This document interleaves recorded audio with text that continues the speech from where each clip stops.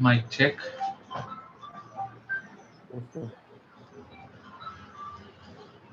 एक बार सब लोग हैंड रेस कर दो जरा, सब है कि नहीं यहाँ पे? हैंड रेस कर दो एक बार बढ़िया से, सारे लोग जल्दी जल्दी। Hand raise hand raise hand raise hand raise hand raise, जल्दी जल्दी हैंड रेस। परफेक्ट, काफी सारे लोग हैं। चलो हैंड्स डाउन, थैंक यू। आगे बढ़ते हैं।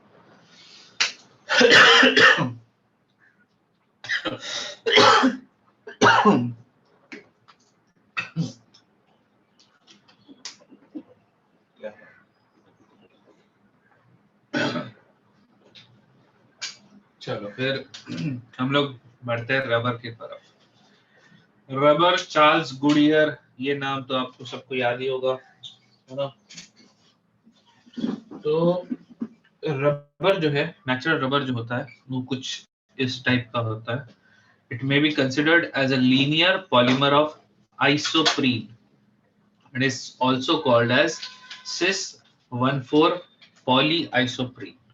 ठीक है, ये है आपका natural rubber. This latex is obtained from rubber tree which is found in India, Sri Lanka, Indonesia, Malaysia and South America. ठीक है, तो इनिशियली मतलब वही था, रबर जो है बहुत ही नरम सा था। ठीक है, उसका जो यूजेबिलिटी ऐसा था नहीं। ठीक है, चिपचिपा सा सॉफ्ट सा था। तो उसको अगेन दिस इज लाइक गलती से कुछ ऐसा हो गया कि उसमें सल्फर गिर गया, और जो साइंटिस्ट थे चार्ल्स गुडियर, उनको लगा कि यार ये सल्फर गिरने से तो आपका रबर बेटर हो गया, अब इसको यूज किया जा सकता है। So that process was eventually developed and known as vulcanization of rubber. Natural rubber becomes soft at high temperature, brittle at low temperature, and shows high water absorption capacity. It is soluble in non-polar solvent and is non-resistant to attack by oxidizing agent. To improve upon these physical properties, a process of vulcanization is carried out. This process consists of mixing raw rubber and sulfur, an appropriate additive, at a temperature range between 373 से 415 Kelvin. ठीक है, तो on vulcanization, sulfur forms cross links at reactive sites of the double bond, and thus the rubber gets stiffened. In manufacturing of tire rubber, 5% sulfur is used as a cross-linking agent. The probable structure of vulcanized rubber molecules are depicted below. अब आप समझ रहे हो कि एक natural polymer जो है वो इस तरह का रहा होगा। नेचुरल रबर का जो पॉलीमर है, ठीक है, इट्स सिस 1,4 पॉलीआइसोप्रीन टाइप का कंपाउंड, और ये चेन्स को आपस में इंटरकनेक्ट करवा के उसमें स्टिफनेस लाया गया। तो अब जब इंटरकनेक्ट करवाने के लिए सल्फर डाला जा रहा है, तो सल्फर कहीं भी बीच बीच में जाके जुड़ जा रहा है। तो these are the possible ways जैसे सल्फर अपने आप को वहां पे जोड़ लेता होगा। ठीक है, so that was natural rubber से कन्वर्ट होने वाला, मतलब बनने वाला rubber, vulcanised rubber. Then there are synthetic rubbers. Synthetic rubber is an any synthetic rubber is any vulcanizable rubber like polymer which is capable of getting stretched to twice its length. However, it returns to its original shape and size as soon as the external stretching force is released. The synthetic rubbers are either homopolymers of 1,3-butadiene derivative or copolymer of 1,3-butadiene or its derivative with another unsaturated monomer. So synthetic rubber में आता है neoprene. आप देख सकते हो 1,3-ब्यूटाडाइन में जो second carbon है वहां पे क्लोरीन लगा हुआ है, और ये जब पॉलीमराइज हो गया तो जो कंपाउंड बना दैट इज नियोप्रीन। फिर देन देयर इज अ बुना एन। हम लोगों ने बुना एस देखा था।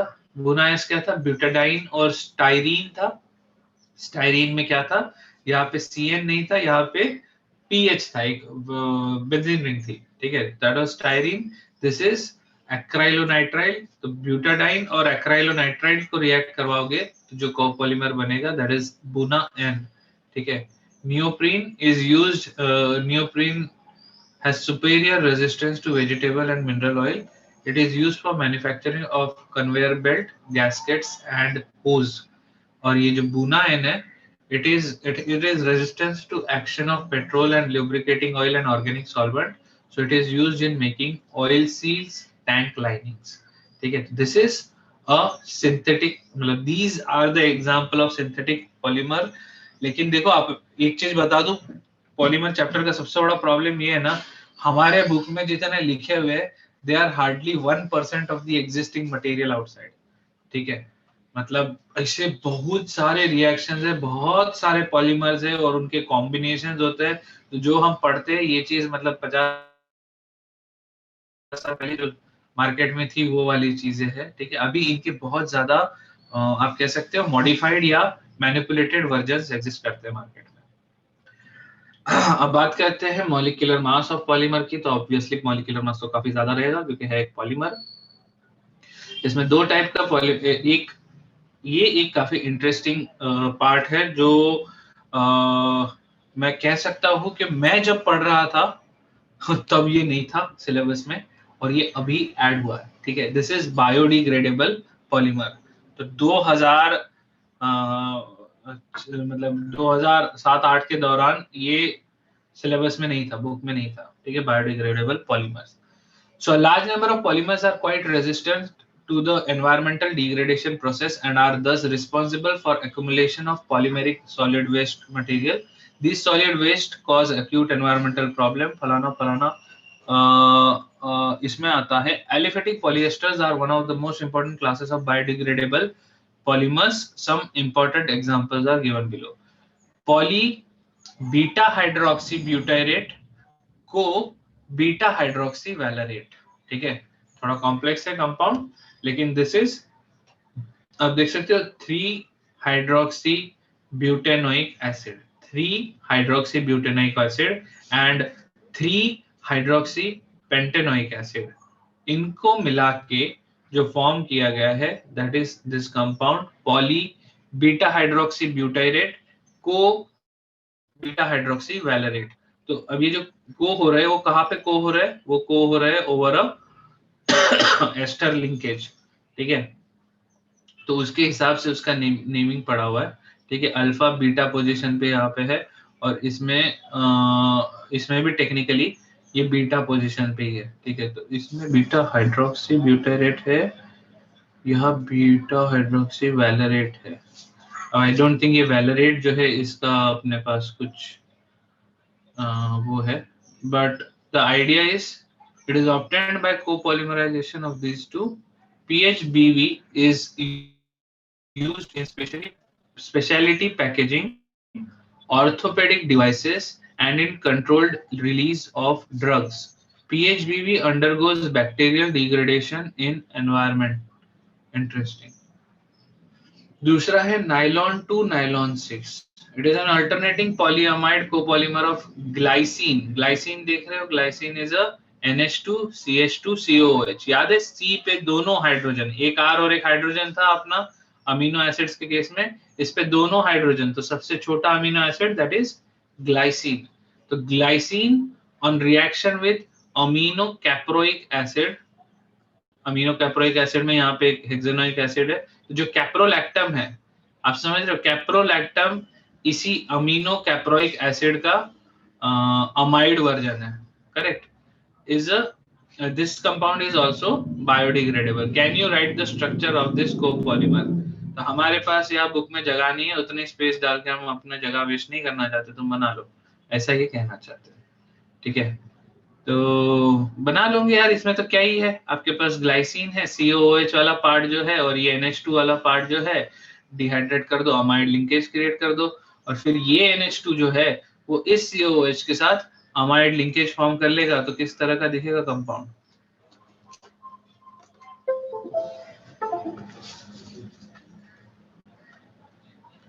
आपको दिखेगा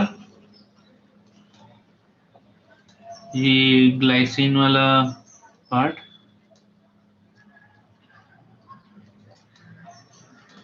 और ये जो है ये आपका कैप्रोइक एसिड वाला पार्ट.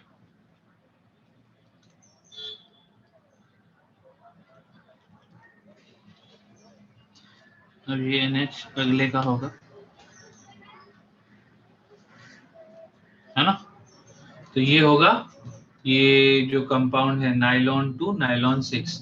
तो आपको समझ में आ रहा है नाइलॉन 2 नाइलॉन 6 क्यों बोला जा रहा है? यहाँ 2 कार्बन और ये मतलब ये वाले में नहीं, ये वाले में 2 कार्बन, ठीक है, तो ये नाइलॉन 2 और ये यहाँ 6 कार्बन, तो ये नाइलॉन 6, ठीक है। ये बायोडिग्रेडेबल पॉलीमर है, ठीक है। बट अगेन मैं फिर से बताऊंगा कि बायोडिग्रेडेबल पॉलीमर के कंपैरिजन में भी ये बहुत ही पुरातत्व विभाग से निकाले हुए हैं, ठीक है। अभी करंटली जो भी चल रहा है मार्केट में, they are much more complex and sophisticated version of these biodegradable molecules, ठीक है। तो आप लोग जाके एक बार इस पे थोड़ा और रिसर्च करो, स्टडी करो, because you cannot expect a book to give you information on these kind of things, because मतलब a field in which everyday new discovery is occurring, आप उसको बुक में तो कितना ही टाइम तक पढ़ पाओगे, ठीक है। ये एक जेनरिक आपका टेबल है, इसका फोटो खींच लो या इसको काट के, मतलब काटना मत, नहीं, फोटो खींच लेना, फोटो खींच के प्रिंट आउट लगा के अपने सामने लगा देना ताकि याद रहे, ठीक है। सारा है, मतलब यही है आपका पॉलीमर चैप्टर, इतना ही है, ठीक है। बाकी की सब जो बीच की कहानी है वो सब आपकी अंडरस्टैंडिंग वाला पार्ट है, ठीक है। याद आपको इतनी चीजें रखनी है, ठीक है। Polyvinyl chloride, polystyrene, formaldehyde, urea, glyptal की हमने बात नहीं की, it's using ethylene glycol and phthalic acid, ठीक है। थैलिक एसिड ऑर्थो पोजीशन पे, और साथ में इथिलीन ग्लाइकोल, CH2 दोनों साइड OH, ठीक है। It is used in manufacture of paints and lacquers, and that's it. Polymers chapter इधर खत्म होता है, ठीक है। एक चैप्टर जो आपका इसके बाद बचता है, जिसको आपको खुद से पढ़ना है, लेकिन अनडाउटेडली ये आपके लिए डरावना साबित हो सकता है। क्यों डरावना साबित हो सकता है? क्योंकि इसमें ऐसे ऐसे कंपाउंड्स बने हुए हैं, ठीक है। बाकी आजकल सब लोगों को ये सब ड्रग्स के बारे में तो जानने में बड़ा इंटरेस्ट होता है, तो ये तो आप खुद ही से पढ़ लोगे, है ना। फालतू चीजों में पहले जल्दी इंटरेस्ट आता है अपने आप, ठीक है।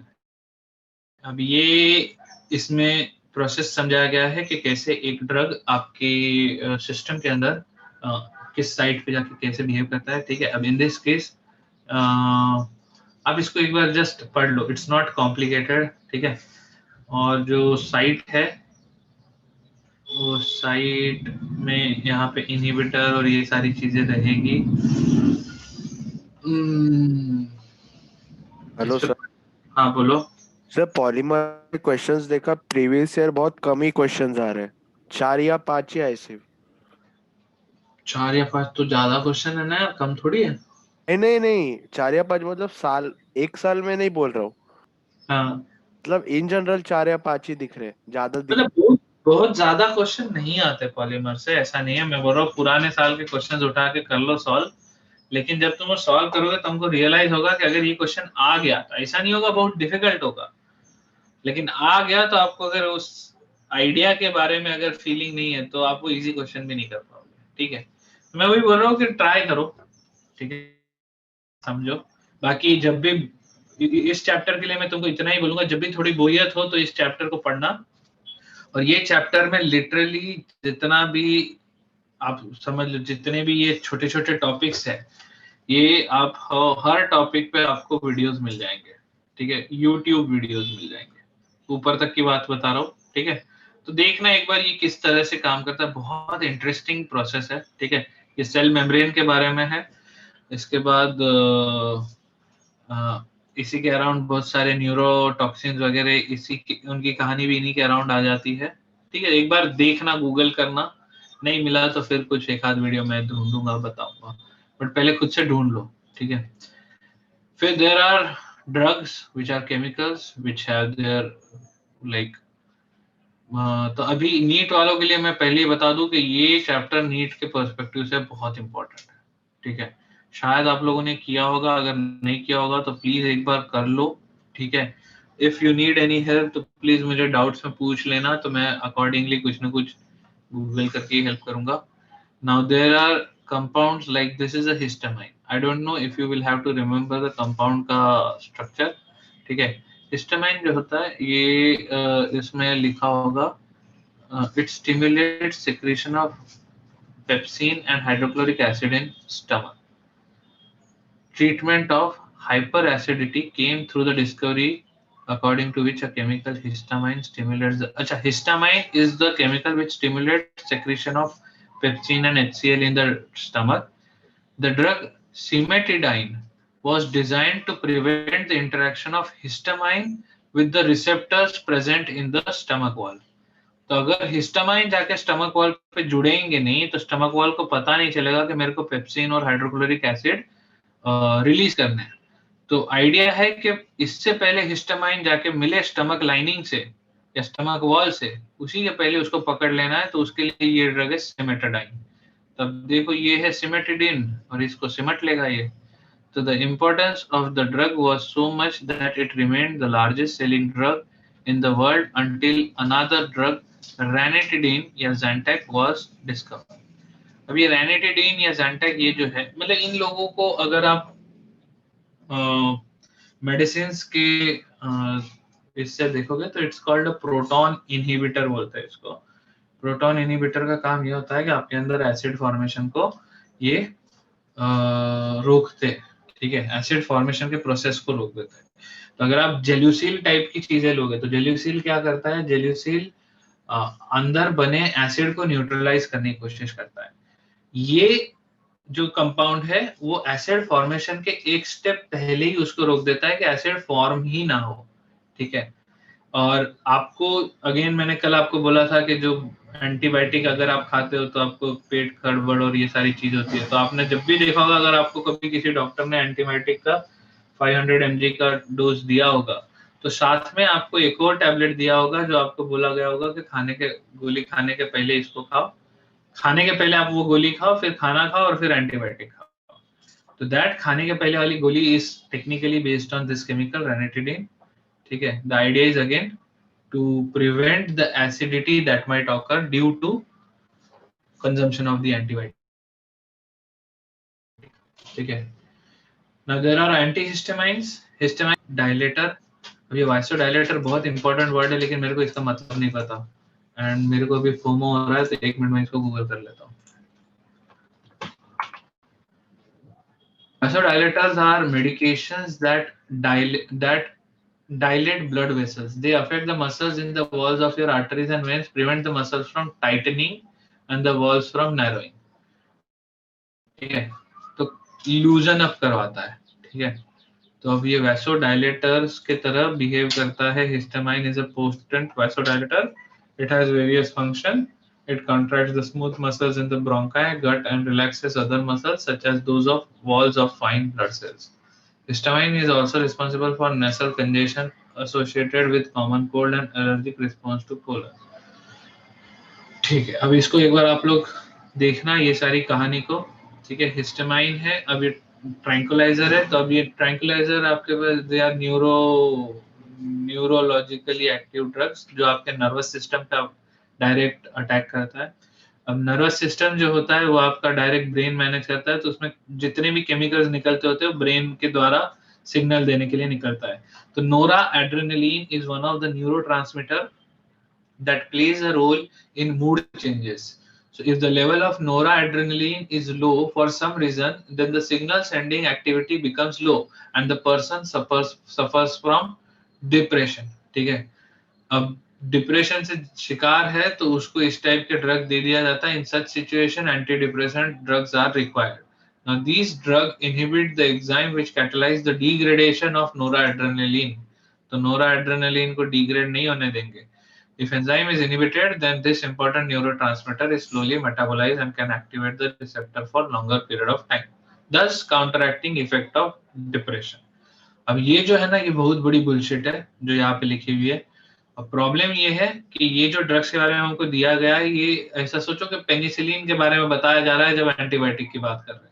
अब पेनिसिलिन एक ऐसा एंटीबायोटिक था जो 1939 के आसपास कभी आया था. ठीक है, और मतलब तो पहले गया था 39 में मार्केट में घुसा था और 1945 तक वो मतलब क्या बोलते हैं यूजलेस ठहरने लग गया था. तो आप इमेजिन करो फिर भी आज हम जब एंटीबायोटिक बोलते हैं तो हम पेनिसिलिन बोलते हैं. तो ये उस टाइप की चीज है, इनके ऊपर और रिसर्च हो रहे हैं. तो ये सीधा सीधा बुक में पढ़ के लेना कि अच्छा एंटी डिप्रेसेंट है मैं खाएगा और कुछ हो जाएगा, ऐसा कुछ नहीं होने वाला भाई। ठीक है, सब लोग ये दवाई और ड्रग से है ना थोड़ा सा समझ के रहना, क्योंकि क्या है, chemicals operate in our body in such a way that best of the best doctors in this world don't understand it.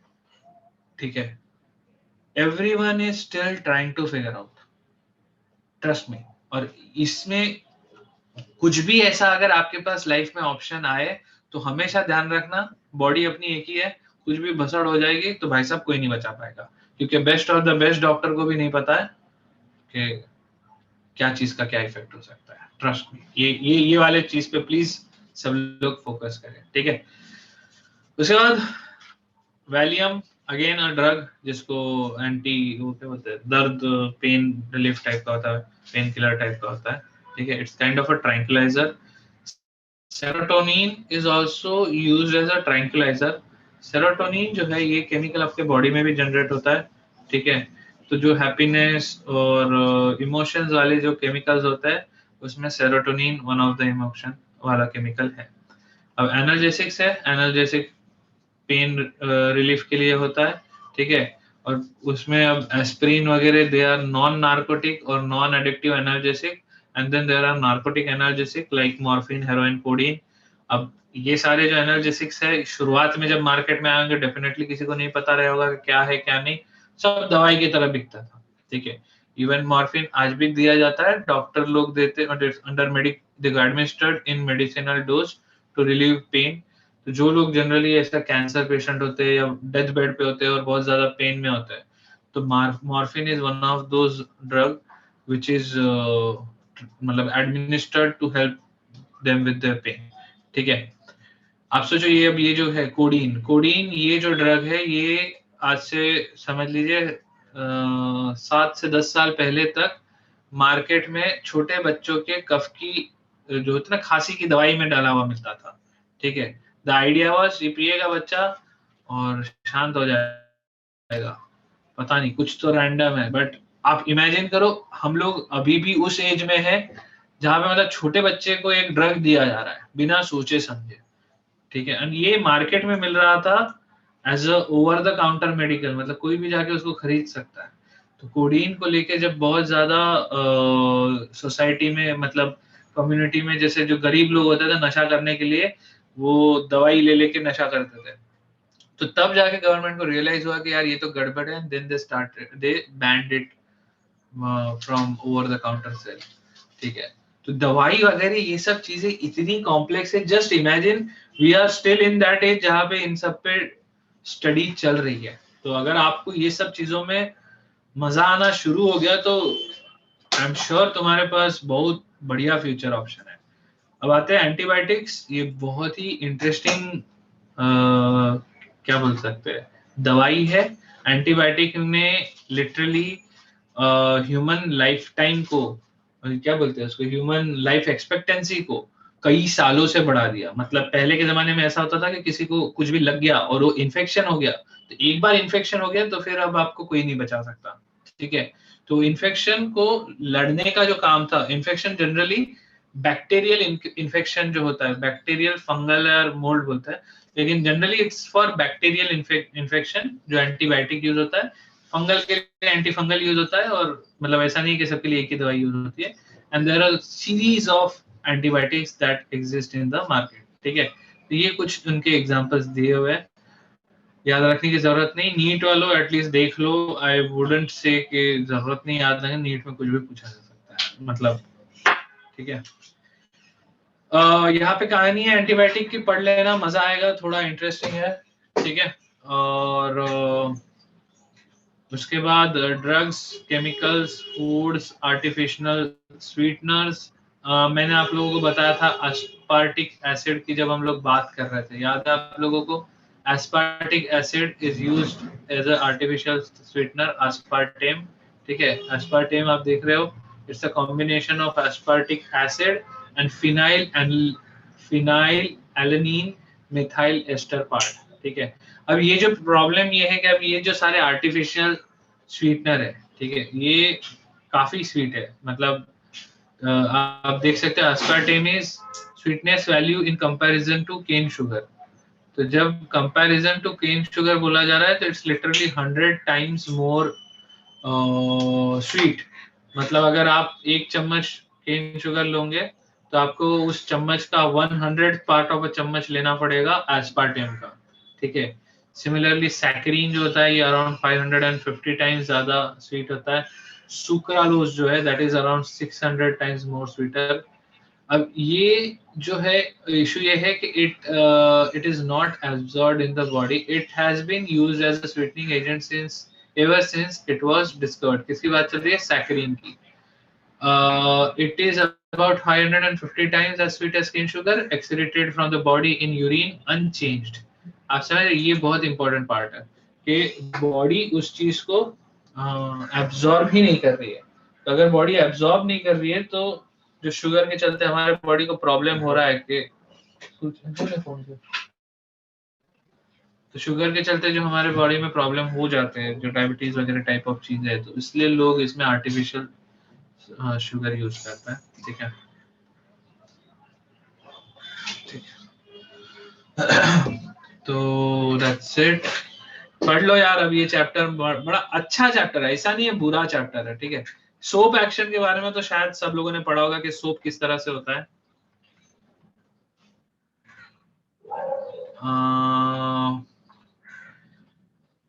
तो ये चीज आपको ध्यान रखना है, ये शायद हाइड्रोजन चैप्टर में भी आया होगा, जहाँ पे हार्ड वाटर और सॉफ्ट वाटर की बात किया था, कैल्शियम मैग्नीशियम की बात किया था। और उसमें हुआ क्या था कि जो आपका हार्ड वाटर में कैल्शियम और मैग्नीशियम के जो सॉल्ट्स थे वो सोप के मॉलिक्यूल्स को इनसोल्यूबल बना देते थे। तो ये वही इनसोल्यूबल कैल्शियम स्टीयरेट का मॉलिक्यूल है।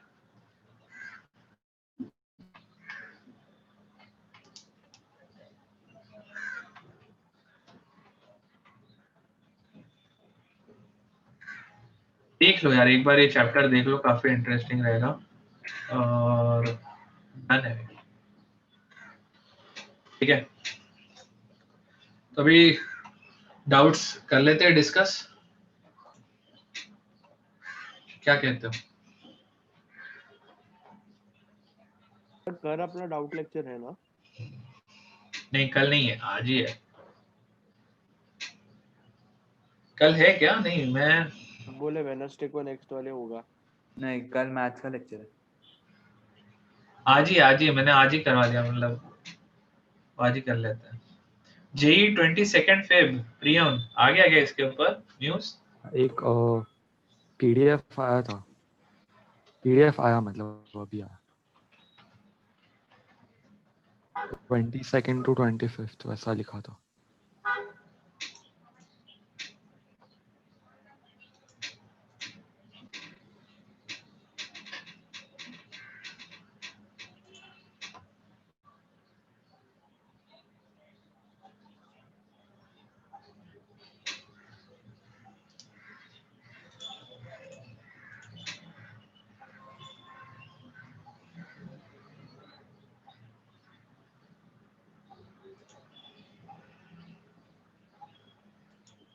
लेकिन नहीं हो रहा है यार ये तो। सर मैंने आपको व्हाट्सएप किया।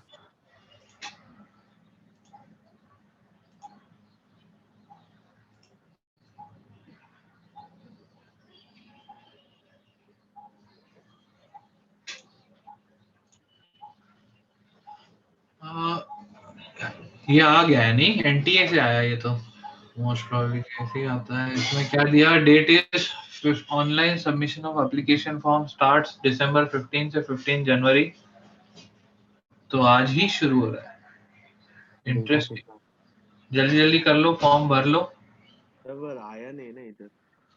आ जाएगा, ऑनलाइन ही रहेगा सब।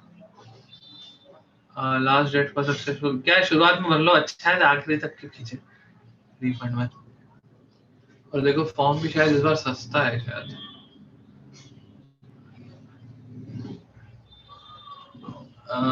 पढ़ लो इसको एक बार पूरा, ठीक है। मेरे को तो डेट से देखना था क्या क्या लिखा है, एक बार देख लो। प्रियन शेयर कर दे ना, ग्रुप में ही शेयर कर दे ब्रो। ठीक है। First shift timing of exam 22 से 25 फरवरी में रहेगा। एडमिट कार्ड फरवरी फर्स्ट वीक में आएगा। करेक्शन ठीक है 9 से 12 3 to 6 यही होता है अपना। सही है, शॉर्ट है यार, परफेक्ट है। पड़ता है ना, क्या कह रहा है? हम लोग को एक ही शिफ्ट देना पड़ता है ना। एक होता है कि दो होता है? दो ही होता है यार। नहीं, मेंस में एक ही शिफ्ट होता है शायद। हाँ हाँ, एडवांस में दो होता है। एक के शिफ्ट ना 3 घंटे का। अभी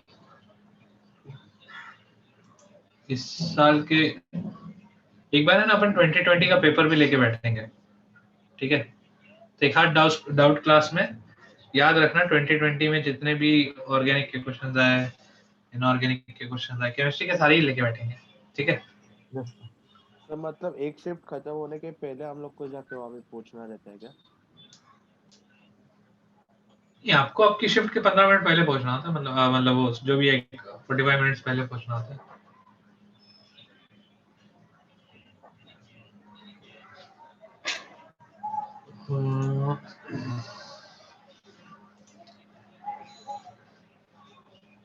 डाउट्स डिस्कस कर ले।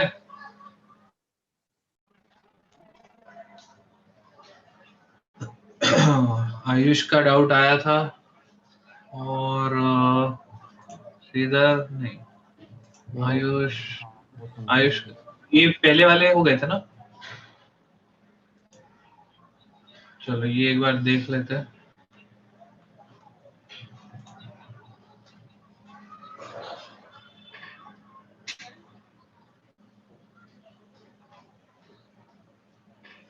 ये देखा सबने क्या है इसका सॉल्यूशन, किसी को आया?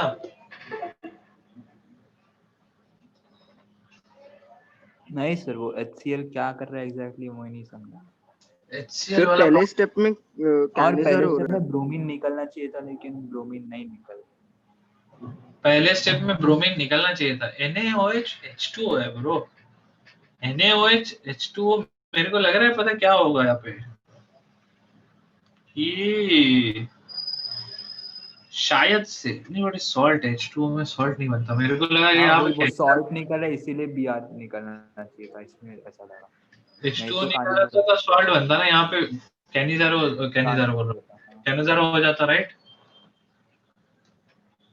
कैनिजारो हो जाता, एक कार्बोक्सिलिक बनता और एक जो बनता वो होता है यहाँ पे CH2OH। तो मेरे को पहला स्टेप ये लगा कि वो NaOH H2O का और क्या कर सकते हैं अपन। अच्छा, प्रोडक्ट जो है अपने पास वो फाइनल रिएक्शन जो है इसके साथ कर रहा है ना अपने, ये कंपाउंड के साथ। तो ये जो कंपाउंड है अपन ये कंपाउंड से बैक ट्रेस करके देखते हैं।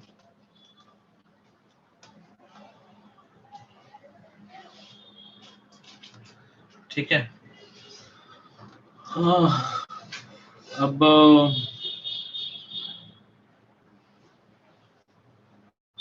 उस पर्सपेक्टिव से अगर हम देखते हैं तो क्या हुआ होगा, कहीं ना कहीं ये NH2 जो है, ठीक है, ये NH2 जैसा दिख रहा है उससे बता रहा हूँ, ठीक है ना। ये आप लोग सब इसमें देखना कि यहाँ पे देखो ये जो है ये बॉन्ड बड़ा इंटरेस्टिंग है, हर एक में कॉमन है। और उसके ये साइड में जो कंपाउंड है ना, इसको छोड़ के बाकी सब में यही वाला है ना। तो जो हीट किया था वो हीट करने के प्रोसेस में डेफिनेटली अमाइड फॉर्म हुआ है। तो अब डिपेंडिंग ऑन द आंसर हमें इस जगह पे पहुंचना है। अभी यहाँ पे क्या है तो मुझे जो एक चीज पॉसिबल लग रही है कि अगर पहला स्टेप में कैनिजारो हो गया, ठीक है, और आपने जो अल्कोहल वाला जो कंपाउंड है, ठीक है, ये अल्डिहाइड से अल्कोहल बन गया, तो ये वाला जो कंपाउंड है ये एक में HCl डाला और HCl में कितना है 1 मोल डाला है, ठीक है। तो 1 मोल डाला है तो देयर इज अ पॉसिबिलिटी कि वो इसको वाटर में कन्वर्ट करेगा। टेक्निकली यहाँ पे उसको कार्बोकैटायन या कार्बोकैटायन फॉर्म हो सकता है, ठीक है, खुशी से। तो हो सकता है ये मोटिवेशन हो एंड नेक्स्ट स्टेप में जैसे आपने साइनाइड डाल दिया तो यहाँ पे CN जुड़ गया, वाटर मॉलिक्यूल निकल गया। तो जो B है, B में आपके पास ये CH2CN होएगा, ठीक है। And this whole thing, this was A, this will be B। अभी sorry, this was technically B, this will be C। अब ये जो C है जिसमें साइनाइड है, इसमें अब डाला जा रहा है NaOH, वाटर, हीट, ETOH। तो जहां तक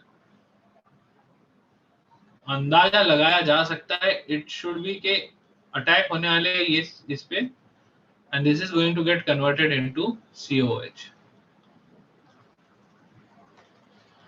अमोनिया हट गया, ठीक है। I hope so. अभी मेरे को ETOH और हीट पे भी मैं अटका हुआ हूँ कि यहाँ पे एस्टर फॉर्म होगा क्या, बट मुझे लग रहा है कि चलो अगर यहाँ तक जाता है, लेट्स से यहाँ पे एस्टर भी फॉर्म हो जाता है, तो अपने को वो भी पता है कि एस्टर भी रिएक्ट कर जाता है। Let's say this is D and ester can react with the NH2।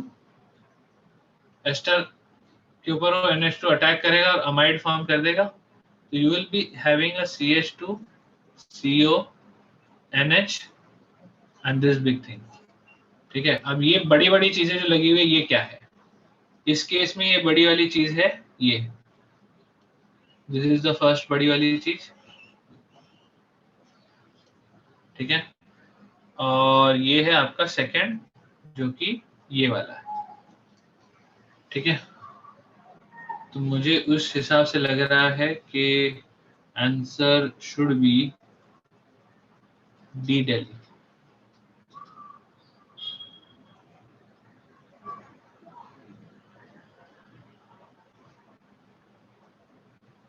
Answer क्या है आयुष?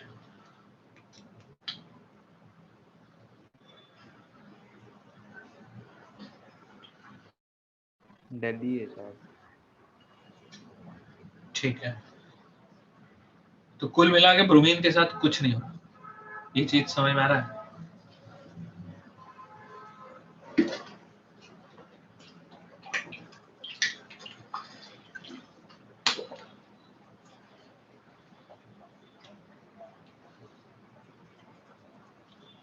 आगे बढ़े, सबको समझ जाना ये?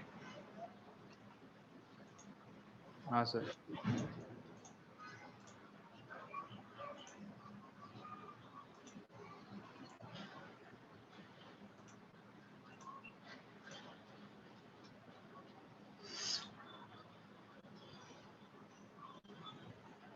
पल्लवी है क्या क्लास में?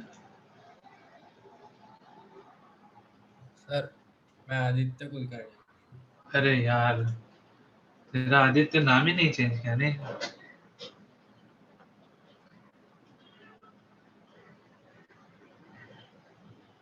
रुक जा, होल्ड कर।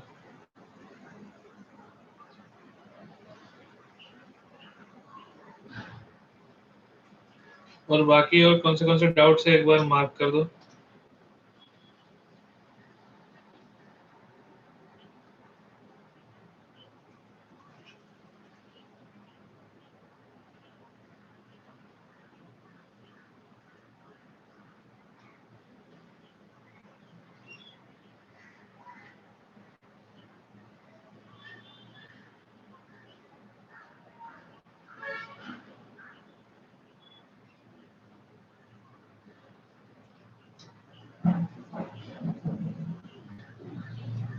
डन, इसे बाद में फिर रह जाएगा। चलो आगे बढ़े। प्रियन का ये डाउट था, है ना? प्रियन अपन ने डिस्कस किया था क्या? नहीं किया था? अमाइड। हाँ बट मुझे बाद में समझा नहीं है।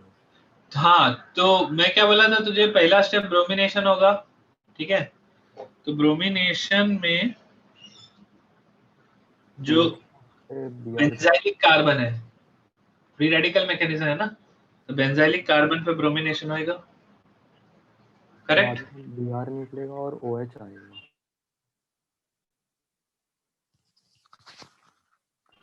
करेक्ट। तो उसके बाद यहाँ तो आंसर होना चाहिए 3। क्या आंसर है इसका? आंसर 3 है। 3 है ना? मैंने आंसर ही रॉन्ग लिखा, सॉरी। समझा ये? हाँ सर, ये आ गया था। हाँ।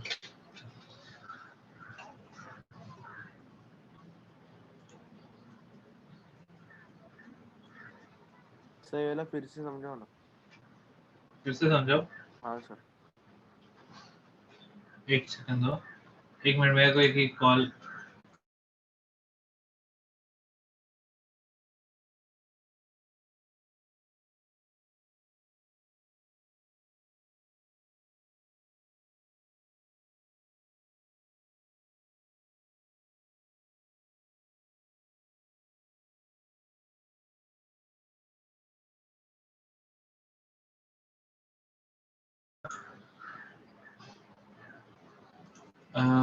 हाँ, ये वाला भाई एक बार फिर से देख लो।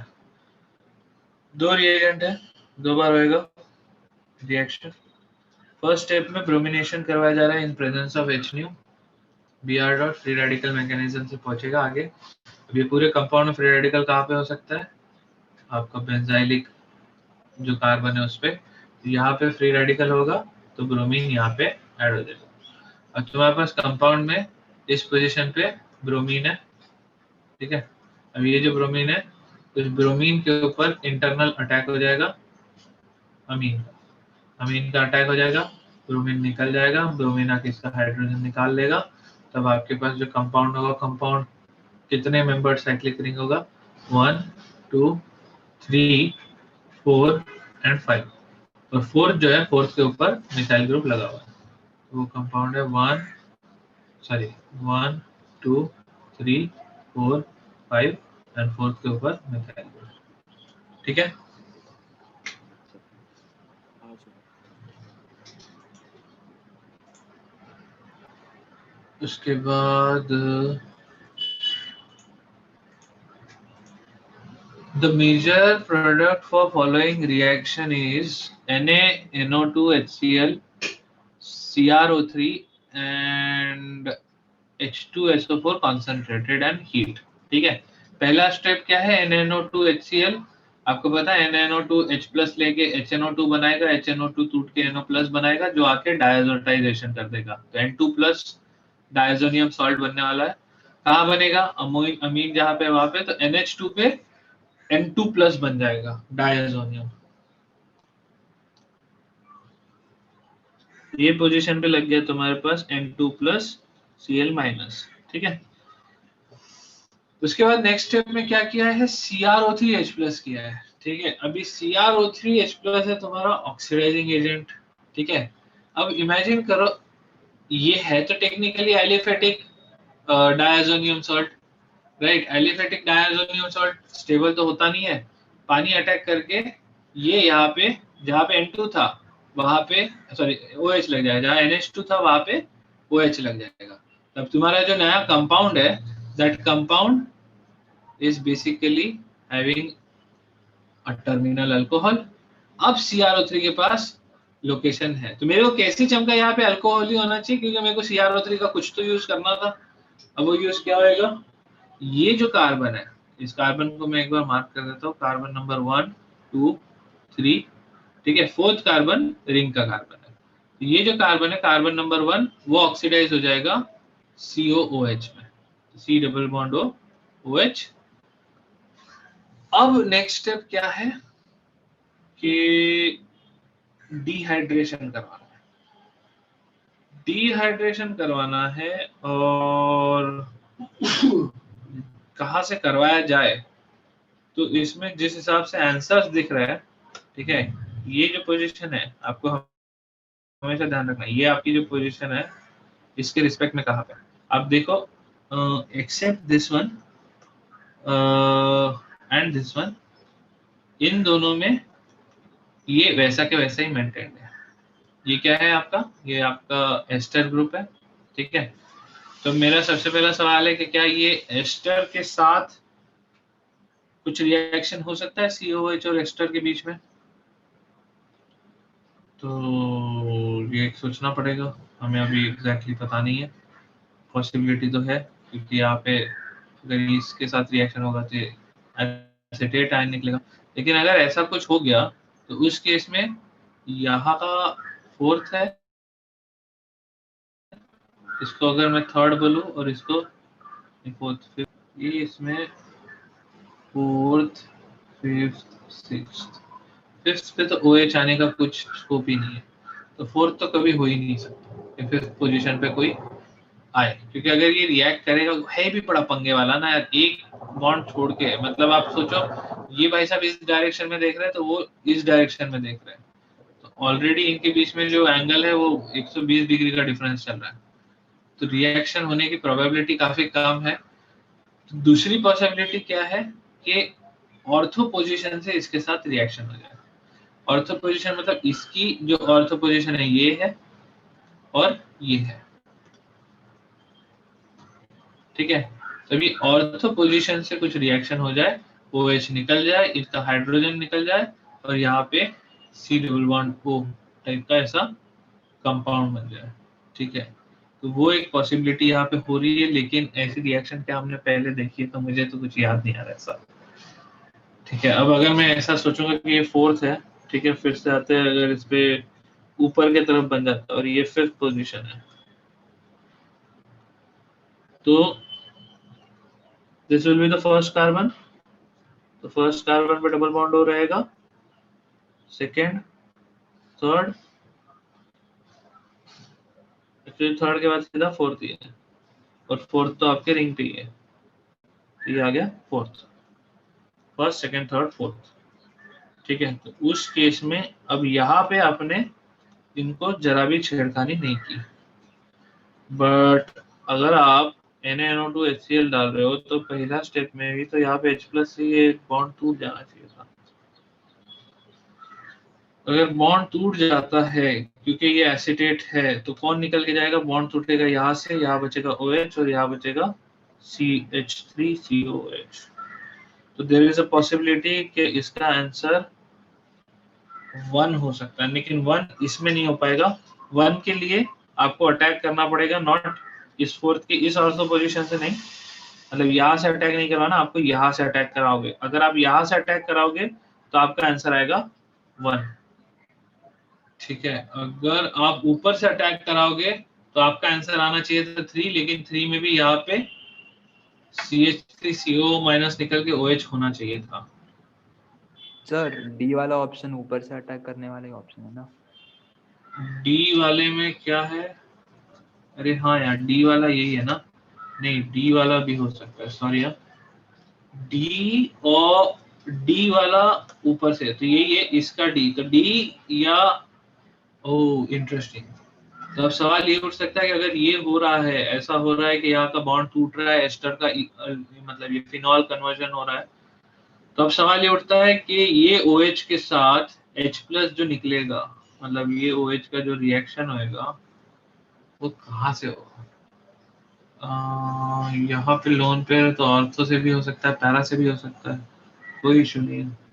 शायद पैरा होगा स्टेरिक के चलते, तो मे बी इसका आंसर 1 हो सकता है। क्या आंसर है इसका? आंसर ए है। ए है ना, तो फिर स्टेरिक हिंड्रेंस हुआ है कि वहाँ पे OH है, स्टेरिक हिंड्रेंस है, उधर नहीं जाएगा, पैरा पोजीशन बेटर रहेगा, खुला पड़ा है, तो पैरा पोजीशन पे हो गया। सर तो पहले वो वाला ग्रुप, मतलब जो लेफ्ट साइड वाला ग्रुप है, वो रिड्यूस कैसे हुआ? लेफ्ट साइड वाला रिड्यूस नहीं हुआ, लेफ्ट साइड वाला तो तेरा एस्टर था, एस्टर का हाइड्रोलिसिस हो गया, ओके। और फिर है वो ना। अटैक कैसे हो गया, मतलब वो पेंटेन वाला रिंग कैसे बना? देख, ये जो है इस वाली पोजीशन का अगर मैं बात करूं, ये मेरा एस्टर ग्रुप है, तो ये एस्टर ग्रुप का क्या होने वाला है, अभी तुम्हारे पास फर्स्ट स्टेप में H+ है, सेकेंड स्टेप में H+ है। एस्टर जो होते हैं, एस्टर फॉर्म होते हैं डिहाइड्रेशन से, और H+ डालते हो तो ये टूट जाते हैं। कैसे टूटते हैं, इसका अल्कोहल बन जाता है, इसका CH3COH बन जाता है, सही बात है। So this ester is bound to break, क्योंकि 2 बार तो अपन H+ एसिडिक मीडियम में रिएक्शन कर रहा है। अब पहले स्टेप में इस जगह पे क्या हुआ, NH2 की जगह पे तुम्हारा N2+ लग गया, ठीक है, और N2+ लग गया तो वो N2+ निकल गया, तो यहाँ पे प्लस चार्ज आ गया, वाटर मॉलिक्यूल यहाँ पे जुड़ गया, तो तुम्हारे पास एक टर्मिनल पोजीशन पे ये लग गया, क्या बोलते हैं, OH लग गया, और वो टर्मिनल पोजीशन का OH CrO3 ने ऑक्सीडाइज कर दिया, सीधा कार्बोक्सिलिक। सर हो वो सकता है कार्बोक्सिलिक नहीं, एल्डिहाइड तक, CrO3 कार्बोक्सिलिक तक ले जाता है क्या? नहीं, हमने लास्ट टाइम देखा था कि वो एल्डिहाइड तक नहीं है। एल्डिहाइड तक ही ले जाता है। हाँ, हाँ तो फिर सही है ना, तो फिर एल्डिहाइड के साथ तो रिएक्शन और आसान है, एल्डिहाइड के ऊपर यहाँ से अटैक करवाना ज्यादा आसान है। ठीक है, वो कौन सा नेम रिएक्शन है, नहीं है मैं भूल रहा हूँ। कोलिन्स रिएजेंट है शायद। अच्छा, देख लेना इसको। तो बस पैरा पोजीशन से उस एल्डिहाइड पे अटैक हो गया। वो एल्डिहाइड कौन से कार्बन थे? Carbon number 1, 2, 3 and 4। तो बस आप वो देखो, कार्बन नंबर ये 4 ऑन द रिंग, 3, 2, 1, है ना। अटैक किसने किया? Let's say this is carbon number 5, 6, 7, 8, 9, carbon number 9 है, लेट्स से 9 ने अटैक किया। कोलिन नहीं, सॉरी, जोन्स था वो, या फिर क्या है? स्टैरेट। जोन्स, जोन्स या जोन्स। फिर स्टैरेट, अच्छा, ठीक है। दोनों में CrO3 है। एक में पेरिडीन के प्रेजेंस में और एक में एक्वियस H2SO4 और एसीटोन के प्रेजेंस में। अच्छा, इंटरेस्टिंग। तो वो एल्डिहाइड तक ही ले जाएगा, राइट? हाँ सही है, आगे बढ़े। सर ये सब, हाँ बोलो। सर फोर्थ तो ज्यादा स्टेबल है ना, लेकिन ज्यादा स्टेबल तो कैसे ही बोलेंगे दोस्त। क्योंकि एच बॉन्डिंग हो रहा है उधर। हाँ, वैसा कह सकता है कि एच बॉन्डिंग हो रहा है, बट अब ये वाला चीज को हम लोग कैसे, एच बॉन्डिंग के लिए, लेकिन उसके अल्फा पोजीशन से ऑर्थो पोजीशन से अटैक भी कर ही सकता है। देख यार, ये तो है, मेरे पास ऐसा कोई स्ट्रॉन्ग पॉइंट तो है नहीं इस चीज को वो करने के लिए। ये जनरली अपन देख रहे हैं, इतने में जितने भी कंपाउंड्स होते हैं जिसमें बड़ा मॉलिक्यूल होता है, इंटर मॉलिक्यूलर कुछ हो नहीं जाता है, जहाँ पे भी मतलब इंट्रा मॉलिक्यूलर न्यूक्लियोफिलिक अटैक होता है, जनरली पैरा पोजीशंस ही प्रेफरेबल दिखती है। बट ऐसा मैं कुछ लिख के नहीं दे सकता कि मेरे को खुद को श्योर नहीं, क्योंकि कई कई केसेस में होता है, ऑर्थो भी जाता है, और उसमें एज बॉन्डिंग भी एक वैलिड रीजन रहता है। तो अब इस केस में इसका आंसर 1 ही है ना, पक्के से? Yes sir. ठीक है, इसमें बस इसमें कुछ कह नहीं सकते। आगे बढ़ता है।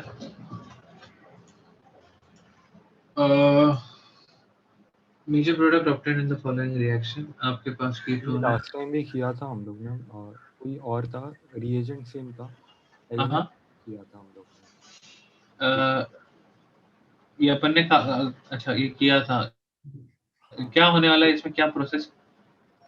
तो ये सेम रिएजेंट था, तब हम लोग ने पहले एलिमिनेशन किया था E2। Okay, okay. इधर में क्या दिख रहा है? इधर में NaOH जो है एसिडिक H+ एब्स्ट्रैक्ट करेगा ये। ठीक है, अब कहाँ करेगा, किसका करेगा? एब्स्ट्रैक्ट करने के बाद एलिमिनेशन सीधा सीधा हो जाएगा या फिर कोई इंट्रामोलिकुलर रिएक्शन हो जाएगा, ये अपने को देखना है।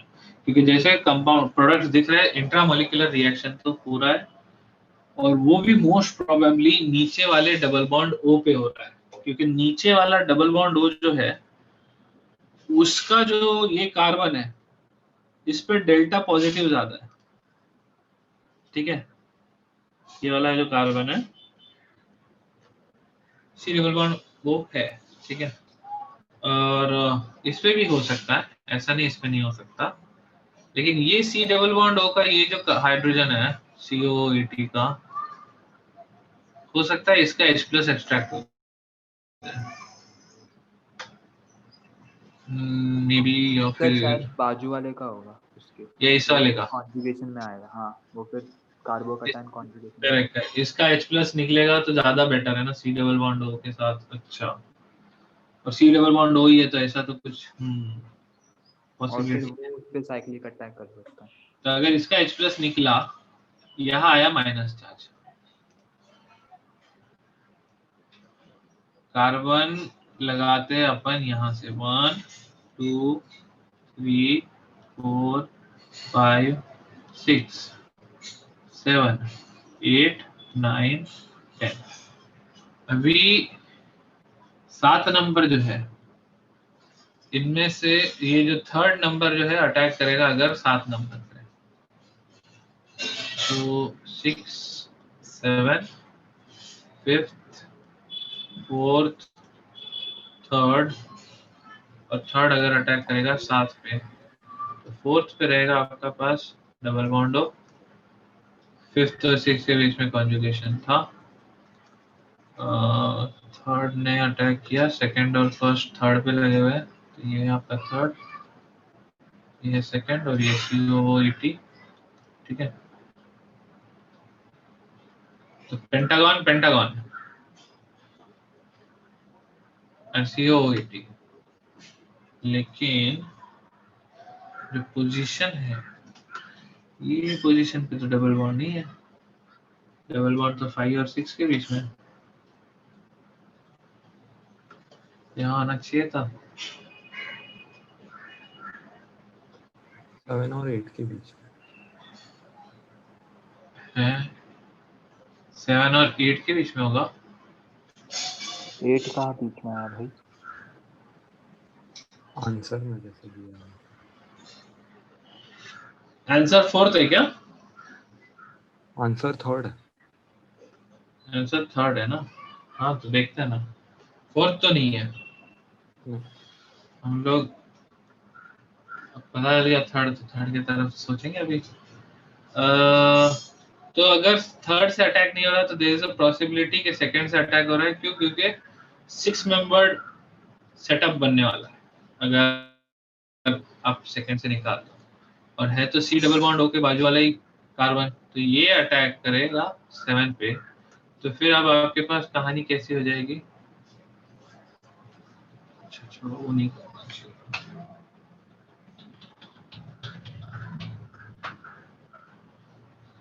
तब कहानी हो जाएगी, आपके पास ये पोजीशन है 6th, यहाँ पे है 7th, यहाँ पे है 5th, यहाँ पे 4th, 4th के बाद यहाँ पे 3rd, 3rd के बाद यहाँ पे 2nd, एंड 2nd और 7th के बीच में बॉन्ड।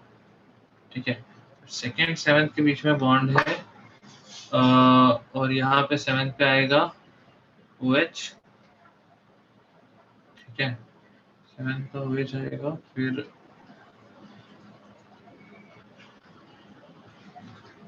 सेकंड पे COOT। 5th 6th पे डबल बॉन्ड, 2nd पे COOT।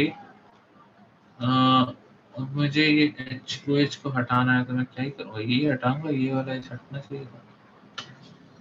लेकिन डबल बॉन्ड हो कहाँ पे? 4th पे है ना? 4th is this. हाँ, ठीक है, आंसर तुम कह रहे हो 3rd है, तो 3rd है, इसका मतलब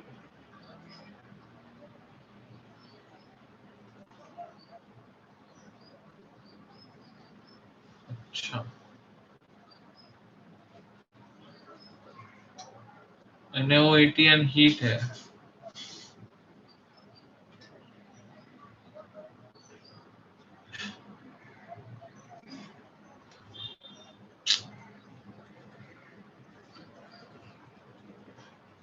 वो 5th और 6th का डबल बॉन्ड हर इसमें गायब ही हो रहा है।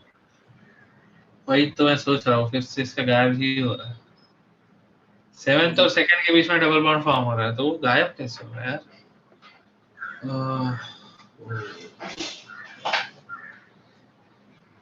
आई थिंक वो जो है ना, सेकंड जो अटैक कर रहा है, नहीं यार, लेकिन वो अटैक से तो कुछ नहीं हो सकता है।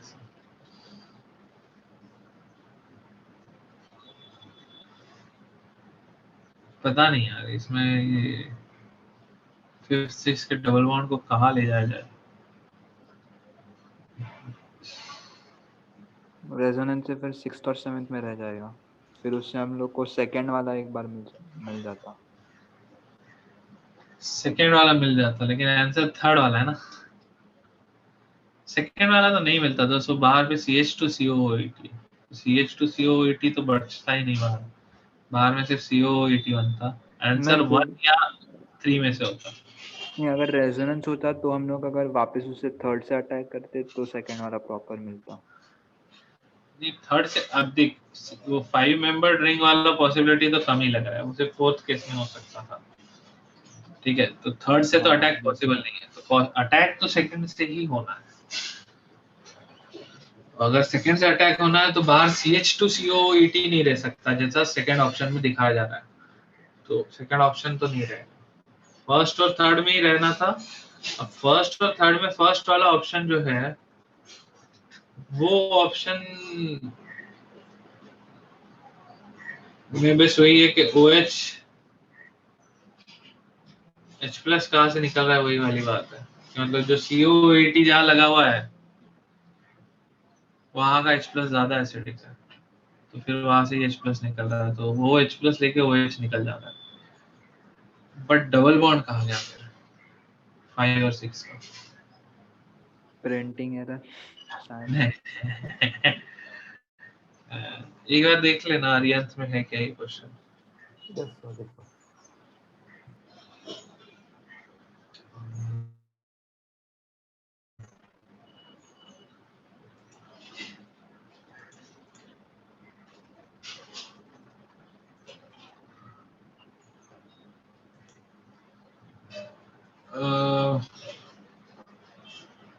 शुभम ने क्या भेजा, which of the following does not react with NaHSO3।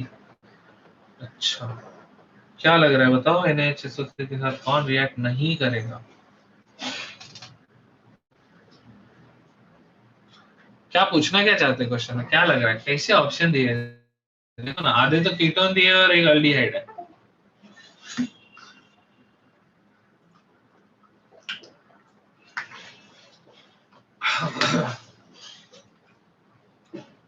Which of the following does not react with NaHSO3?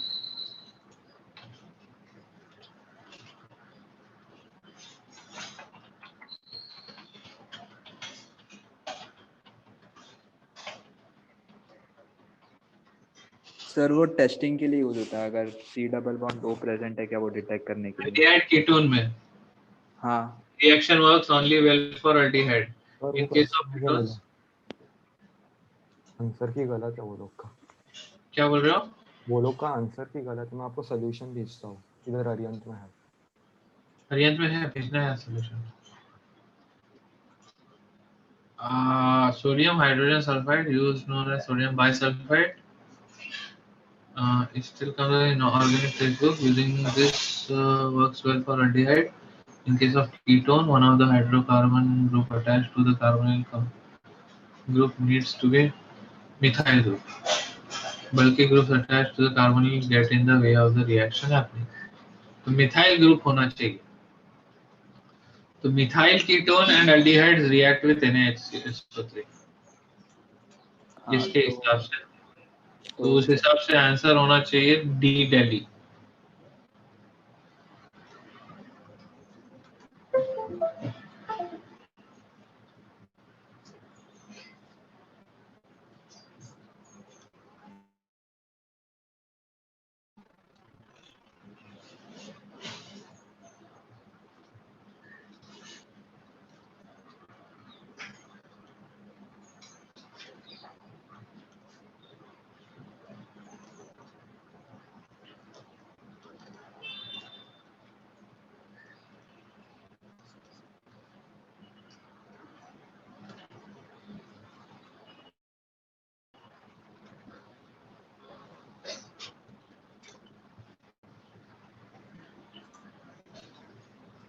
इसको अपन डाल देते हैं एल्डिहाइड कीटोन के नोट्स में, तो मेरे को तो नहीं याद है ऐसा अपन ने कुछ किया।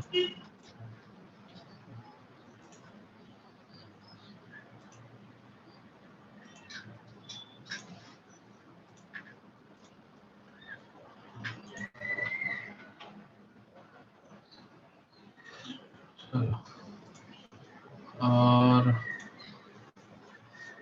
कौन सा क्वेश्चन ये 24 शिफ्ट्स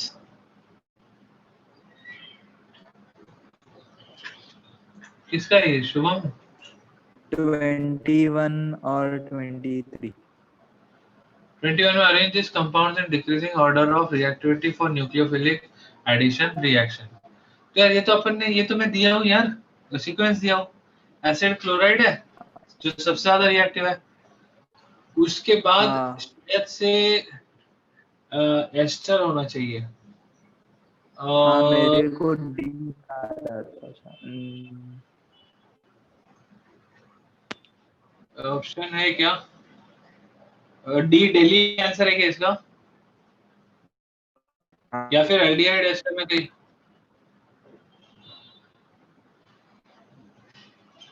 आंसर ए है ए है तो फिर एस्टर की रिएक्टिविटी सबसे कम है अपन ने लिखा क्या है नोट्स में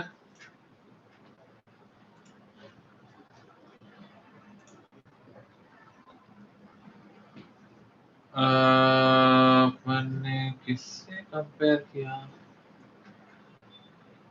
क्वेश्चन यही था ना न्यूक्लियोफिलिक सब्स्टिट्यूशन है ना न्यूक्लियोफिलिक एडिशन रिएक्शन अच्छा एल्डिहाइड कीटोन को अपन ने यहाँ पे लिखा ही नहीं वो तो चलो इसको लिख ही लेते ना फिर तो क्या है acid chloride aldehyde ketone Himanshu Pandey हाँ हाँ क्रॉस चेक करना है और एक बार गूगल हाँ कर लेते क्रॉस चेक भरोसा नहीं हो रहा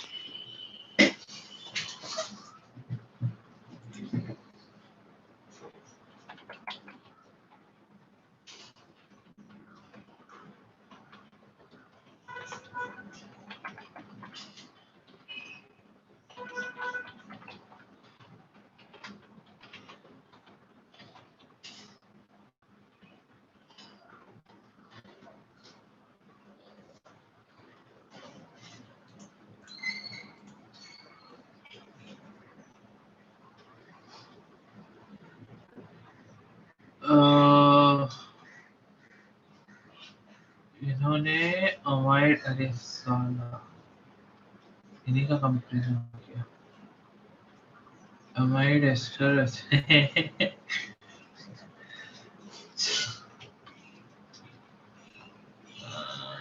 ग्रुप के बेसिस पे ठीक है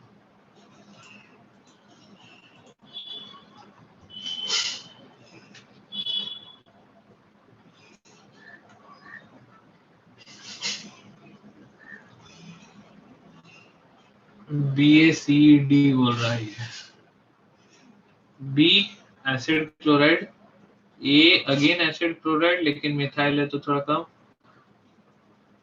C is formaldehyde E and D लेकिन अभी एस्टर के साथ यहाँ पे कंपेरिजन नहीं है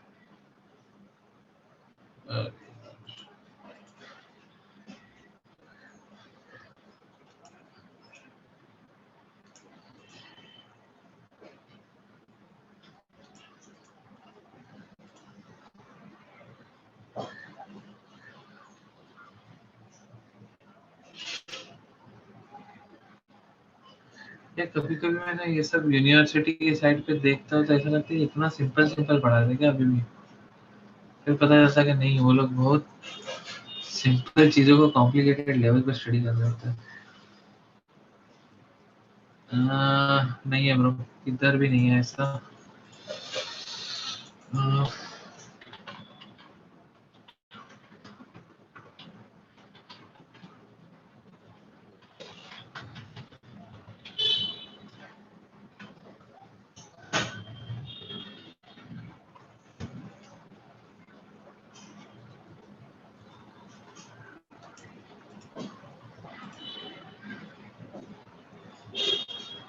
एसिड क्लोराइड एनहाइड्राइड एस्टरामाइड ये एक कहानी है दूसरा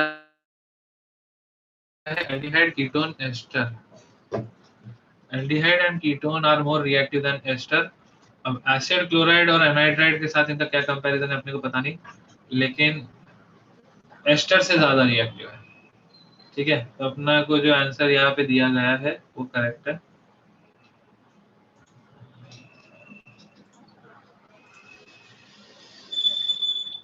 एस्टर सबसे लीस्ट रिएक्टिव है न्यूक्लियोफिलिक। स्टार मार दे भाई इसको, अच्छा क्वेश्चन है।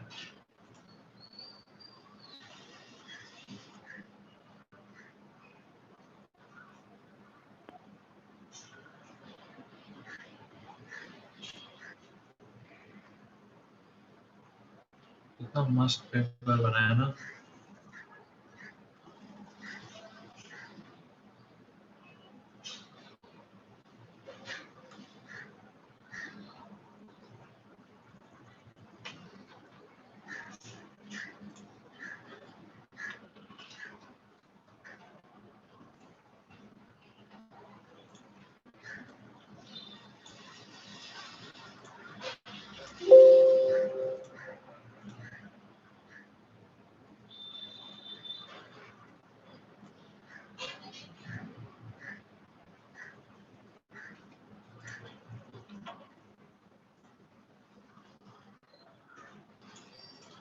ठीक है सर एक बार का सुपर भी स्कोर कर लो ना। सर वन नोट में। अच्छा वन नोट है।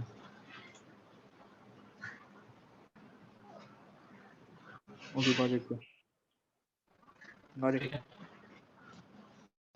चलो आगे बढ़ते हैं। 23 वीड आउट है ना। एसीटोन है NH2OH और ये डाल दिया, ठीक है। फिर PCl5 डाल दिया, ठीक है। NH2OH में जब डालोगे तो फिर वो C डबल बॉन्ड और NH2OH के बीच में C डबल बॉन्ड N बन जाएगा और N के ऊपर OH है। PCl5 डालोगे तो N के ऊपर Cl आ जाना चाहिए शायद से, बट Cl आ गया उसके बाद कुछ होगा क्या? C डबल बॉन्ड N है, उधर Cl है, C के ऊपर CH3 और PH C6H5 फिर शिफ्ट मारेगा, Cl को भगा देगा। The answer should be sir B। हाँ सर जिसके ऊपर सीएल रहेगा वो माइनर प्रोडक्ट रहेगा ना। नहीं, जिसके ऊपर Cl तो पहले PCl5 ने लगाया, मतलब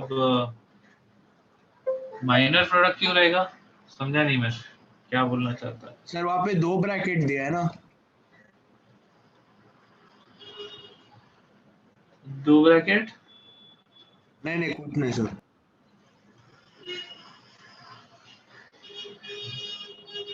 वो ऐसा ही है रे। हाँ हाँ वो देखा बाद में वो। आंसर इसका बी बॉम्बे है क्या शुभम? नहीं सर मिक्सचर है।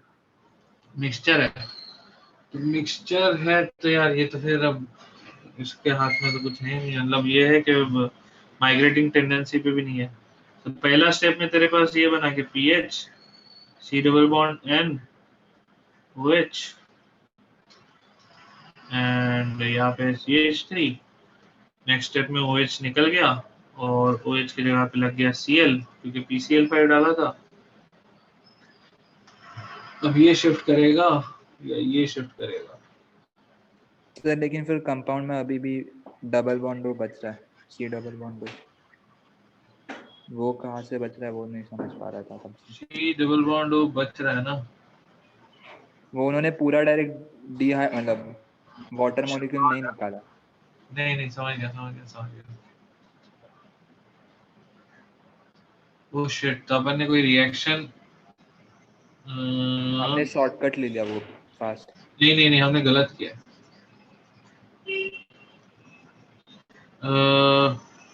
यार ये रिएक्शन का नेम्ड रिएक्शन ढूंढो।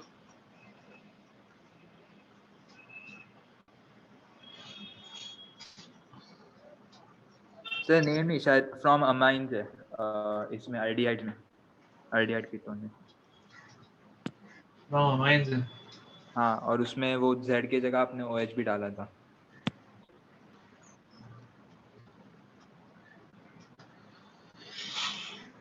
ये H+ जो है ना,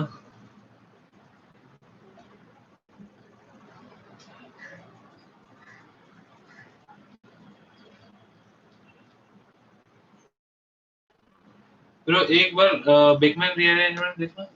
बेकमैन यही आता है। रुको, ये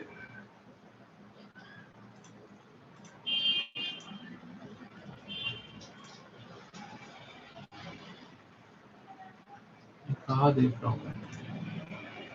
सी डबल बॉन्ड एन वाला रीअरेंजमेंट डिहाइड कीटोन में होना चाहिए।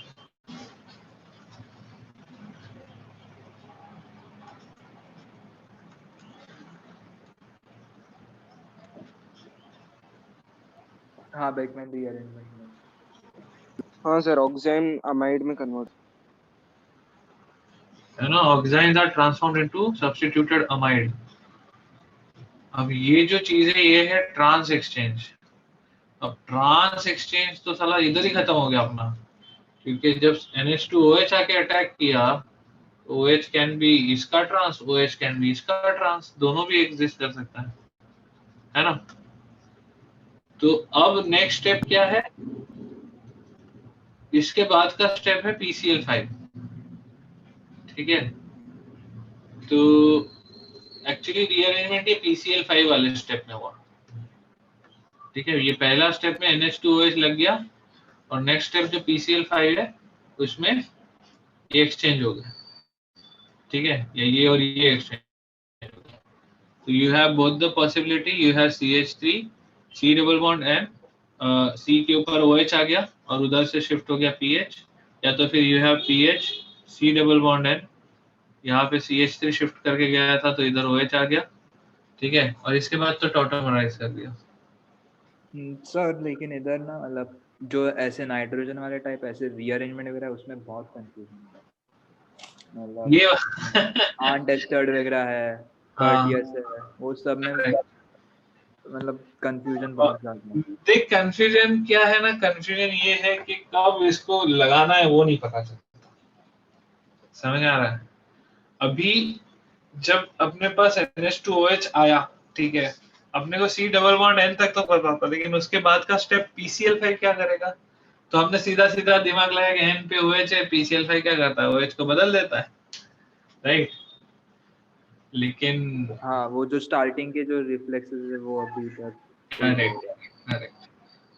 तो ऐसा अपन ने याद करके रखा है ना पुराना चीज क्या अपन है, इसलिए वो जनरलाइज चीजें जो होती है वो अपनी लगती ही रहती कहीं ना कहीं।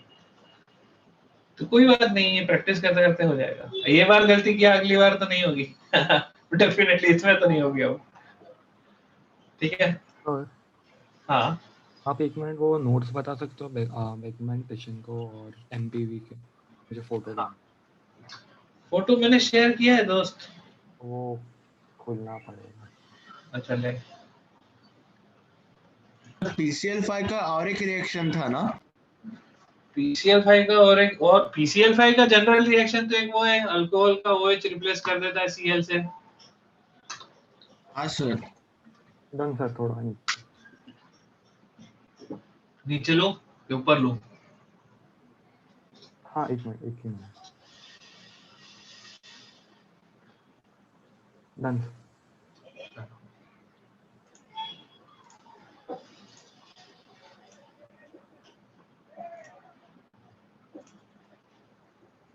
47 Which of the following compound have higher enolic content than keto content? हाँ, तो इसका किसका इनॉल स्टेबल है वो देख ले। मोस्ट प्रोबेबली इसका आंसर होगा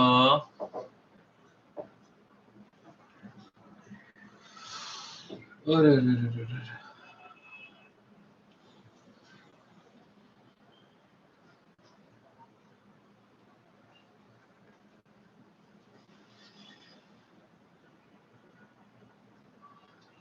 डी दिल्ली है क्या इसका आंसर? ना। यार तो नहीं समझ आ रहा। 6 वहां पे मेरे को एक पॉसिबिलिटी दिख रही है, रेजोनेंस और हाइड्रोजन बॉन्डिंग दोनों की। सर वहाँ पे वो शायद फिर एंटी एरोमेटिक हो रहा है। नहीं ना, एंटी कैसे होएगा? 6 इलेक्ट्रॉन पेयर है। सर ऑक्सीजन को भी वो बॉन्ड पेयर देना पड़ेगा तब पूरा साइक्लिक रेजोनेंस हो रहा है। पास है। और वही तो, ऑक्सीजन तो चलो डबल बॉन्ड वो अपने ऊपर माइनस चार्ज ले लेगा तो हो जाएगा ना, अंदर प्लस चार्ज आ जाएगा। मतलब मैं एरोमेटिक तो बना सकता हूँ इसको, ये मेरे को दिख रहा है, ये जो कंपाउंड है।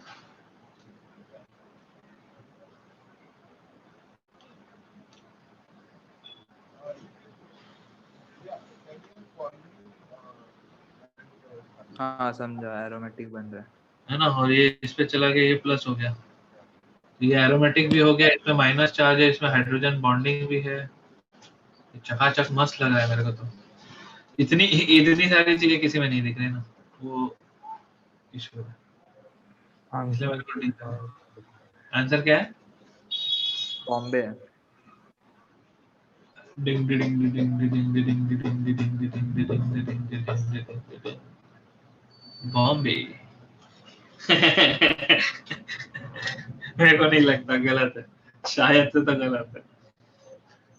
Okay sir. समझ रहे हो, मतलब यहाँ पे तो यार मैं तुमको एरोमेटिसिटी दिखा रहा हूँ, तुम मुझे बॉम्बे में तो मैं कैसे कन्विंस हो जाऊँ यार। बाकी सबको फील आ रहा है ना एरोमेटिसिटी कहाँ बोल रहा हूँ? Yes sir. मस्त, इतना चकाचक एरोमेटिक कंपाउंड है। मतलब ये कंपाउंड बनाया ही इसलिए ताकि ये क्वेश्चन बना पाए, ऐसा कंपाउंड है ये। देख लो यार, आंसर शायद प्रिंटिंग मिस्टेक होएगा, बट बॉम्बे तो नहीं है। Okay sir. देख लेना, लेकिन हाँ कुछ और हो, पता नहीं, कोई एक्सेप्शन हो, कोई कहानी हो, अपने को नहीं आइडिया। लेकिन ये बहुत मतलब ऐसा है ना, मतलब यहाँ पे मेरे को दिख रहा है कि किसी ने ये जानबूझ के ऐसा कंपाउंड बनाया। टेम्पटिंग है। हाँ, वो सब इतना प्यारा कुछ एक साथ थोड़ी होता है इसे अपने आप।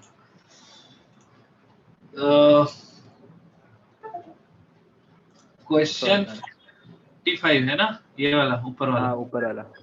Aldehyde, अच्छा नहीं, which of the following pair first one will have higher enol content than the second one? Enol content ज्यादा है, अच्छा ठीक है। ए में तो हो ही नहीं सकता, इनॉल कंटेंट का क्या ही बात करें। बी में हो सकता है, लेकिन ज्यादा ज्यादा भी हो सकता है, लेकिन वहां पे ओईटी है, यहाँ पे ओईटी कैसा ग्रुप है? इलेक्ट्रॉन डोनेटिंग ग्रुप है ना। हाँ और ओईटी हटा के अगर मैं मिथाइल लगा दूं तो इलेक्ट्रॉन डेंसिटी इसके ऊपर कम हो जाएगी, मतलब अपने सी डबल बॉन्डों पे। तो अच्छी बात है बुरी बात है, क्या है, क्या लग रहा है?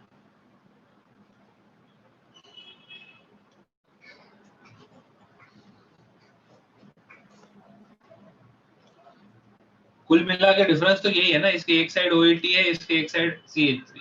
सर ये डायोल भी फॉर्म कर रहा है। डायोल, हाँ देखो ना, एक कार्बन पे है और दूसरे कार्बन और दो कार्बन भी लग रहे हैं। नहीं, डायोल तो आजू बाजू में OH होता है ना। नहीं मतलब डायोल मतलब 2 OH होता है ना। हाँ यहाँ पे यार ये वाला पार्ट कोई मुझे समझा दो कि यार ये OCH3 जो है ना, ये CH3 या OCH3 का क्या रोल है? अगर ये इलेक्ट्रॉन डोनेटिंग ग्रुप लगा हुआ है, सबको दिख रहा है एक अच्छा इलेक्ट्रॉन डोनेटिंग ग्रुप यहाँ पे बैठा हुआ है, at least as compare to plus, मतलब CH3 का प्लस आए, वो CH3 तो यार प्लस R दिखा सकता है, प्लस I भी दिखा ही सकता है। तो क्या ये चीज इनॉल फॉर्मेशन को अफेक्ट करेगा, और करेगा तो कैसे करेगा?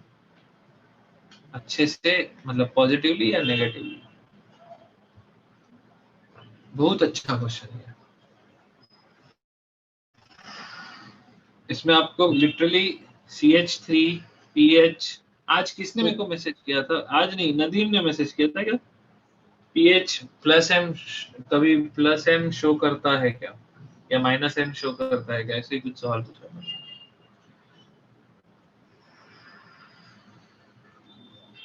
सर ओईटी की वजह से क्रॉस कॉन्जुगेशन हो सकता है। क्रॉस कॉन्जुगेशन हो सकता है, मतलब अगर मेरे पास C double bond O C double bond C O H इस टाइप का सेटअप है, now having a OAT here or having a CH3 here, which is more beneficial?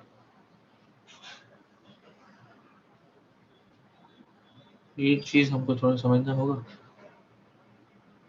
वो आंसर पूरा इसके OET तक रेजोनेंस में जा सकता है है, O से। इसके पास इलेक्ट्रॉन पेयर है, ये अंदर तक घुस सकता है, यहाँ तक आ सकता है, ठीक है। ये इलेक्ट्रॉन पेयर यहाँ तक, नॉट यहाँ तक, बट हाँ मतलब दोनों के लिए इलेक्ट्रॉन, तो शायद उसके चलते इनॉलिक कंटेंट ज्यादा स्टेबल हो जाए, इनॉल फॉर्म ही मेंटेन करके रखे ताकि वहां पे कॉन्जुगेशन बना रहे। That can be a possibility, in which case B Bombay will have higher content than its corresponding compound, क्योंकि बाकी सब में तो पहला वाला थोड़ा हल्का ही लग रहा है। डी वाला एक पार्ट है जहाँ पे पीएच, लेकिन पीएच ऐसा तो कोई काम नहीं करेगा कि इनॉल ना फॉर्म हो, निकलवा तो देगा इलेक्ट्रॉन डेंसिटी वहां से, बट निकलवाएगा तो भी। आंसर क्या है इसका, बी या डी में से कोई होगा, क्योंकि ये दोनों अपोजिंग लग रहे हैं। सी है सर। डट डट डट डट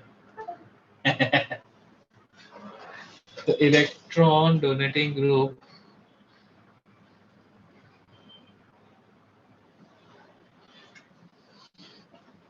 काम खराब करता है, मतलब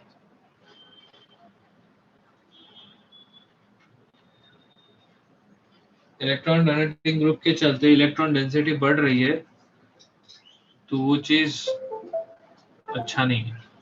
may be that's the reason why. नहीं तो बाकी सबके केस में देखो, जो इफेक्ट वाले लोग हैं सब राइट में बैठे हैं, एक ही केस में लेफ्ट में है। पता नहीं यार, इसका एक बार देखना पड़ेगा। इनॉल वाला जो है ना, कहाँ अपने को अच्छा मिलेगा। रिकॉर्डिंग ऑफ करना पड़ेगा शायद, इसमें है ना मेरे पास।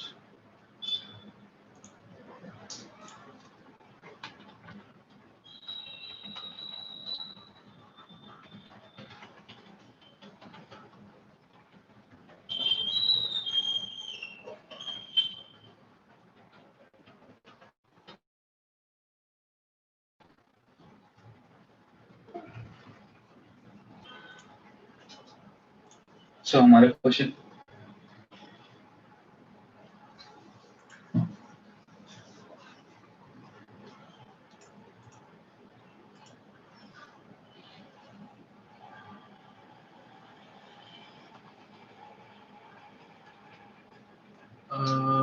Which factors determine ketonol aldehyde and ketone?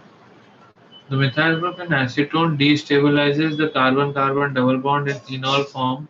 Sir For does the stabilize, huh? Does stabilize था वो। Does stabilize the carbon-carbon double bond in enol form for the reasons you suggest. इसने कुछ रीजन दिया है। यहाँ पे तुम्हारे पास अल्डिहाइड है, कीटोन है, एंटीमिथिलीन ग्रुप है, ठीक है। I think it's DCBA considering conjugation, hyperconjugation, hydrogen bonding. The enol form in the case D will have a substituted double bond that is more hyperconjugative. अच्छा, substituted double bond CH3 के चलते अच्छा रहेगा फिर than the enol of C. Enol of C में क्यों? Enol of C में क्या इशू है भाई? Substituted तो इधर भी है। सर सी पे कम सब्स्टिट्यूटेड है।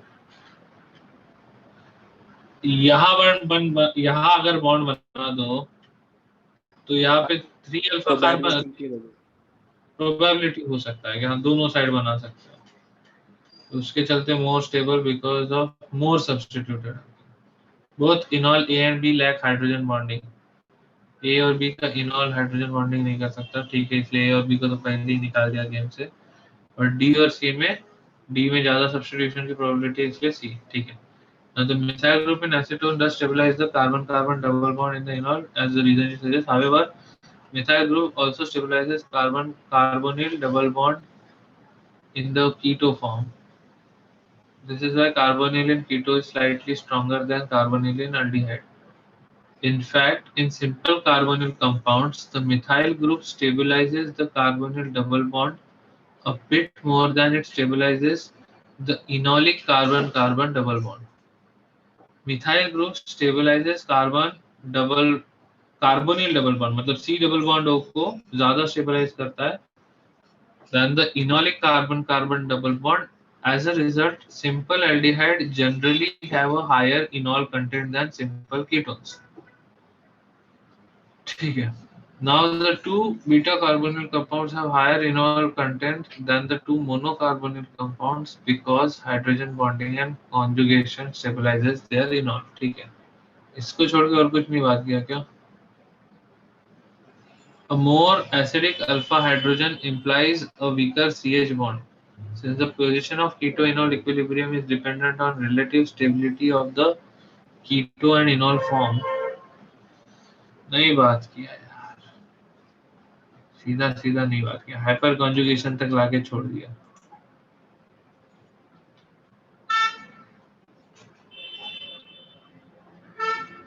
और तो कोई और है नहीं इस पे. एक बार मैं थोड़ा और पता करता हूँ इसका एग्जैक्ट क्या है, फिर अपन इस पे बात करते हैं.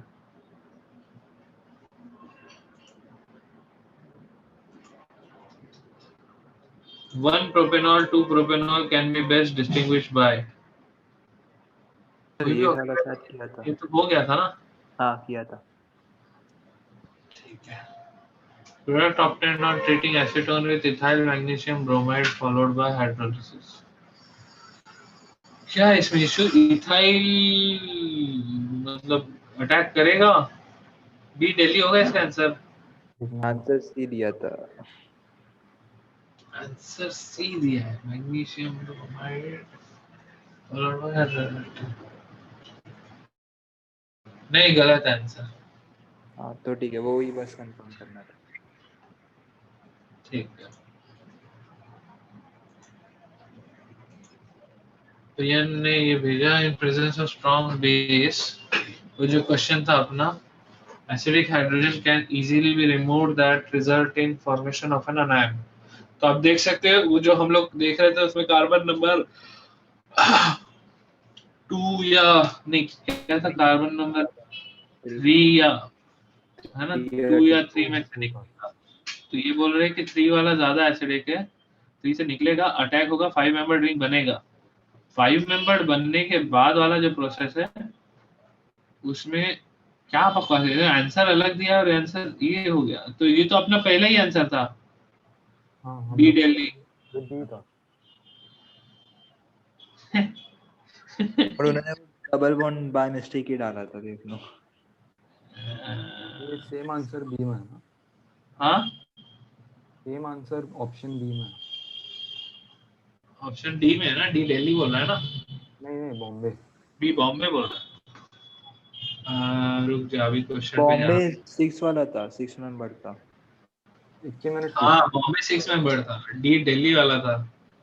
सिर्फ एक ही 5 मेंबर था शायद. अरे बाबा, ये कैसे होएगा? शुभम का डाउट था. मेरा डाउट नहीं था वो. प्रियंका ही था क्या?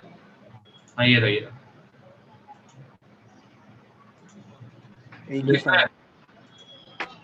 एक ही 5 मेंबर है.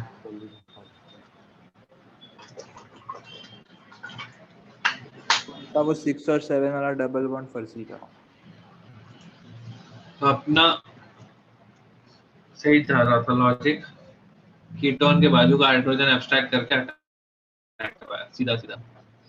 तो अगर आपके पास एस्टर और कीटोन दोनों में से एब्स्ट्रैक्ट करने का ऑप्शन है तो प्रेफर करो कीटोन के बाजू का, क्योंकि एस्टर के बाजू में OH लगा हुआ है, इलेक्ट्रॉन डोनेटिंग ग्रुप है, तो शायद उसके वजह से इलेक्ट्रॉन डेंसिटी इस कार्बन पे ज्यादा है. इलेक्ट्रॉन डेंसिटी ज्यादा है तो ये माइनस चार्ज को ज्यादा स्टेबलाइज नहीं कर पाएगा. ठीक है, इसलिए आंसर 4th. क्या खेला है, वाह, लाइक इट. स्टार मारो भाई इसको, अच्छा क्वेश्चन है. ये अरियंस में दिया हुआ है सॉल्ट. प्रियन चलो सही है, बढ़िया.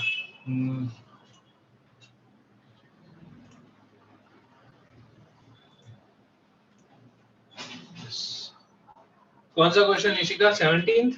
Sir, 16th and 18th. अच्छा, 16th and 18th. Salicylic acid is prepared from phenol by. Salicylic acid क्या था? अल्फा पोजीशन पे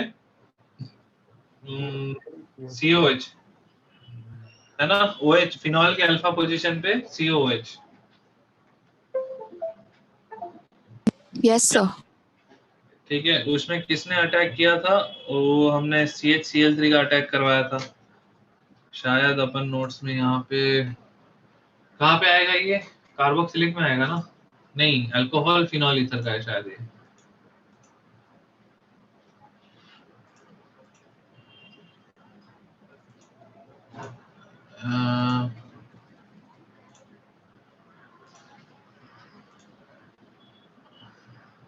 alcohol phenol,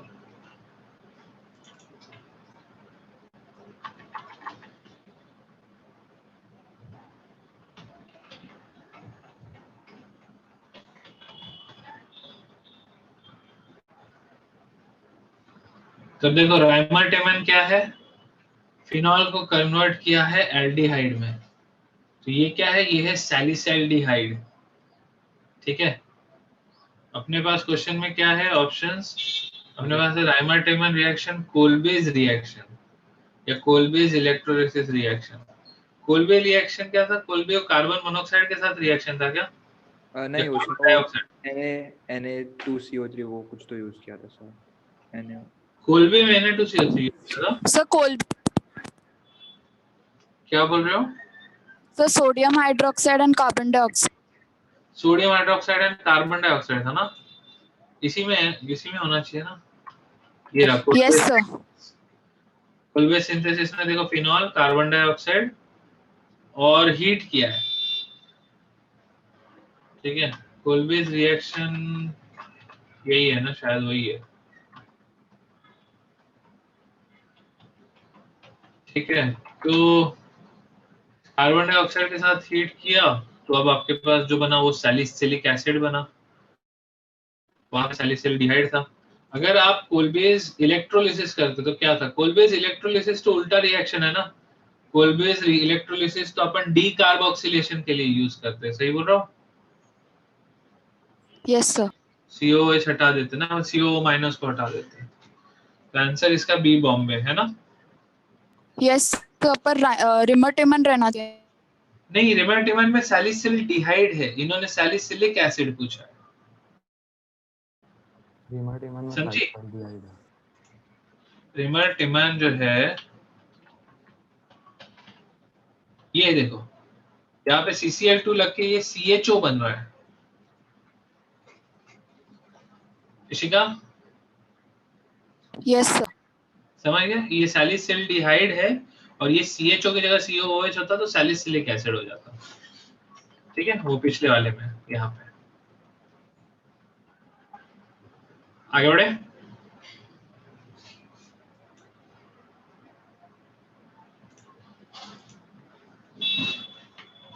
next is question number 18 में major product obtained on interaction of phenol with sodium hydroxide and sir carbon dioxide. समझ गया sir, समझ गया।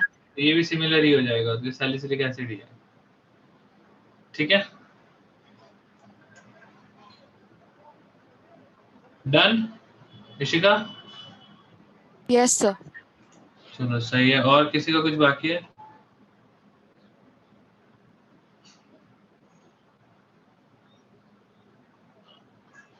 चलो फिर आज ये क्लास यही फिनिश करते हैं।